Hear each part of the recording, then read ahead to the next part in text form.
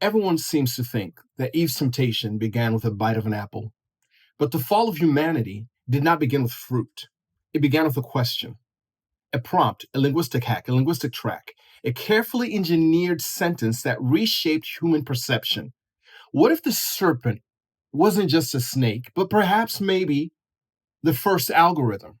And Eden was the first battlefield for control of the human mind, the human soul, the human spirit. When we look at Genesis chapter 3, the serpent doesn't slither up to Eve and say, "Hey girl, you want some fruit?" No, he asks a question. Did God really say?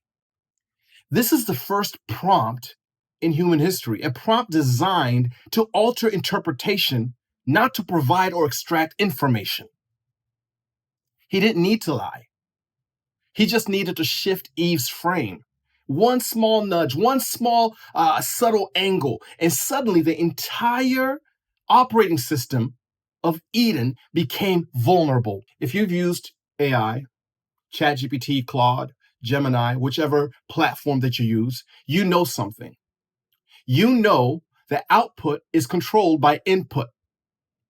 If you control the prompt, you control the imagination. The serpent understood this before humanity invented a single machine. He doesn't attack the truth, but rather he attacks her perception of the truth.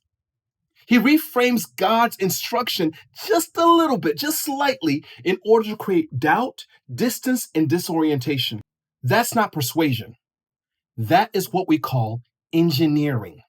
Modern AI prompt engineers study several things. They study context, phrasing, emotional tone, cognitive biases, framing effects. They study response shaping. They study narrative redirection.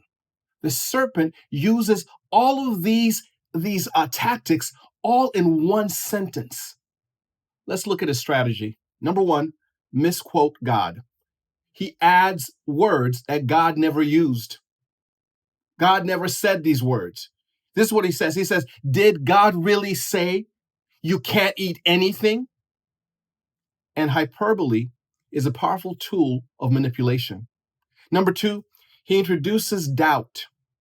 Not a contradiction, a question. Questions will disarm the listener. Number three, he positions Eve as the authority. Listen to me. He positions Eve as the authority. He forces her to reinterpret God's words. Now she becomes the source of truth. Number four, he creates emotional friction. The prompt makes God seem restrictive, controlling, and unfair. This is what we call psychological warfare before psychology ever existed. Today, social media algorithms do this every single second. They don't force content on you. They suggest, they recommend, they whisper, did you see this? Do you agree with that? What do you think about this? Every question shapes your beliefs. Every suggestion bends your desires. AI systems don't tell you what to think. They tilt the ground so that you slide towards a conclusion. And the serpent did it first. And here's the moment that changes everything. Eve answers. Eve responds. Eve engages the prompt. She enters into the dialogue. She tries to correct the serpent, but in correcting him, she accepts his framing. She adds something that God never commanded, God never said. She says, "We can't eat it or touch it."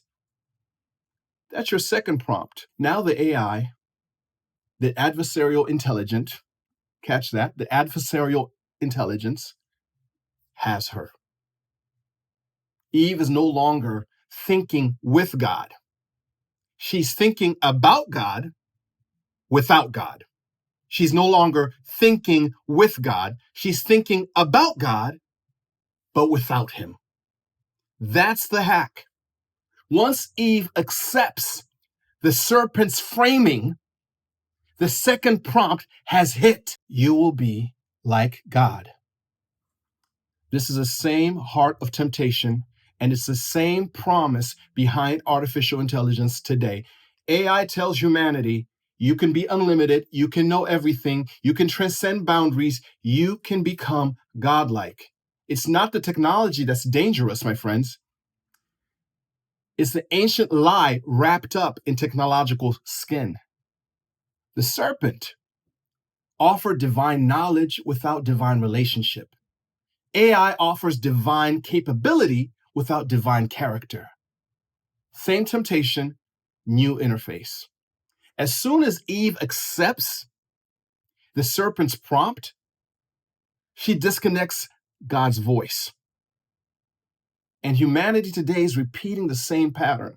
We are gaining knowledge faster than maturity, multiplying data faster than wisdom, expanding power faster than character, building tools faster than we build souls. The first fall began with a prompt. The second fall, this fall, it just might too. In episode 3, we're going to break down the moment of the fall, not as a crime scene, but as a download. What actually entered Adam and Eve when they ate the fruit? What changed in their consciousness? Make sure you like and subscribe. Tell some friends. Turn on your notifications. Share this with someone that you love, someone that needs to hear it. And I'll see you in episode 3, The Forbidden Download. Take care.